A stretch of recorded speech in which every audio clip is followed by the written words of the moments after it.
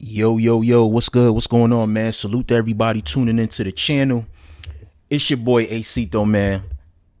Salute to Butcher Block Podcast, man. I just watched a really dope episode with Freddie Gibbs, man. Salute to Freddie Gibbs. He's starting to do his promo, doing a lot more interviews through the past couple of years.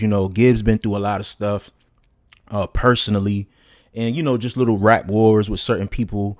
You know what I'm saying? And he hasn't been too vocal as far as just, doing certain interviews, even the magnitude of rapper that he is. He has a pretty big fan base. You know what I'm saying? Even though some people kind of categorize him as an underground, maybe independent rapper, but he's very well known. You know what I'm saying? Very, very well known. But he don't really do too many interviews. You know what I'm saying? And this Alfredo 2 album, if you guys haven't heard it yet, definitely go listen to that. It's being compared right now with the Clips album as one of the classics. You know what I'm saying? Come out this year so far. Just, from a body stands, like a whole body of work, the rollout, the artwork, the sequencing of the songs, you know what I mean? The lyrical content. Gibbs definitely delivered on this project, man. So y'all definitely have to check out this album if you haven't already. But one of the things on the album that really caught people's attention, him throwing jabs at Jim Jones, speaking on the incident with him and Jim Jones, Benny the Butcher. There was somebody else on there in Currensy. You know what I'm saying? He threw some, real jabs at Currensy, which was very, very shocking to me because I didn't know that they had some type of issue.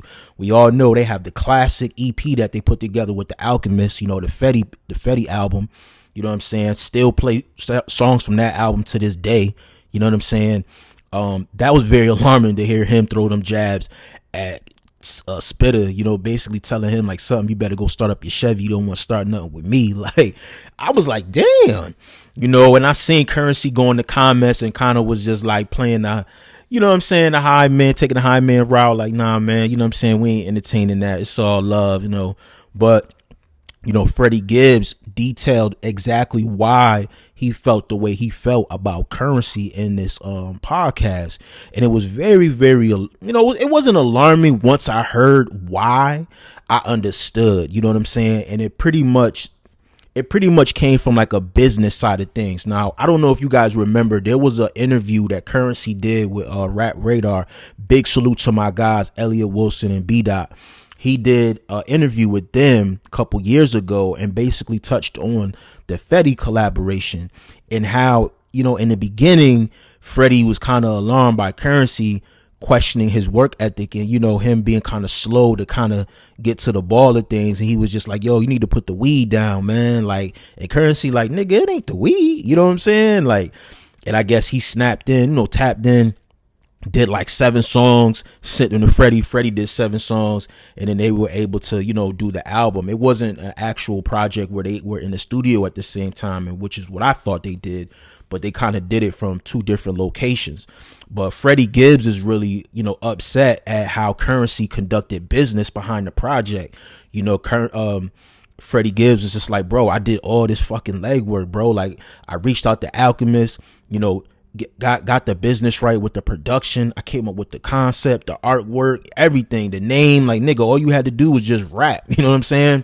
And he was just like, yo, you was my homie. Like, you know what I mean? I was cool with just doing the legwork of shit, but he was just like, bro, like, your professionalism was just terrible. He was just like, bro, you notice that they never did no visuals for the project, which was very alarming. And you kind of look at Currensy now, like, that's not like something I would believe coming from Currensy. Like, Currensy is one of the most consistent, hardworking, independent artists probably in decades, bro.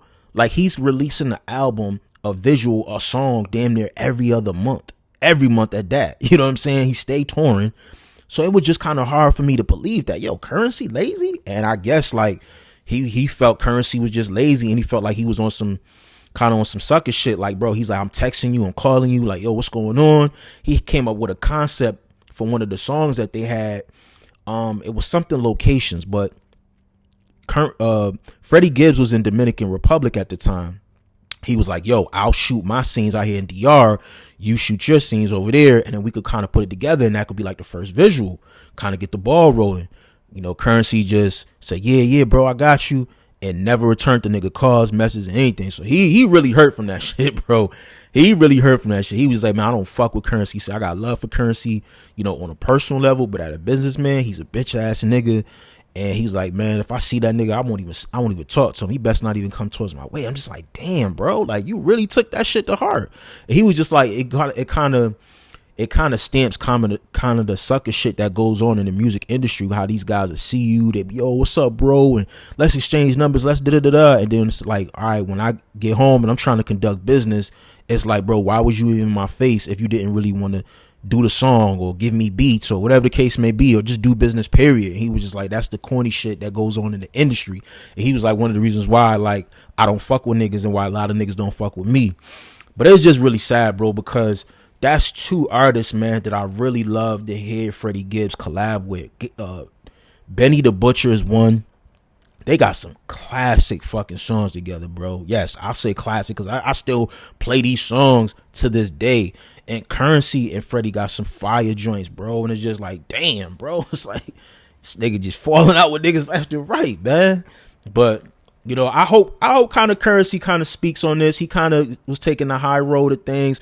His latest album, it sounded like he threw a couple little jabs in the ad libs and shit. But if they keeping it on wax, I'm all for it. You know what I mean? But it's just unfortunate, man, to kind of see a project so highly regarded in the hip hop rap community amongst my people. You know what I'm saying? I'm talking like Currensy fans and Freddie Gibbs fans. You know what I'm saying? For that project to kind of just exist and not really, get the tender loving care that it was supposed to get, the proper rollout, you know what I'm saying? A tour behind that, visuals. And this kind of be the reason why we're not seeing the Currensy in Larry June album. You know what I mean? Like, I'm really wondering if that could be the actual case. You know what I'm saying? But I don't know, man. We'll see what happens, man. But very unfortunate, man. Let me know what y'all think in the comment section, man. Subscribe to the channel. Hit the like. I'm out of here. Peace.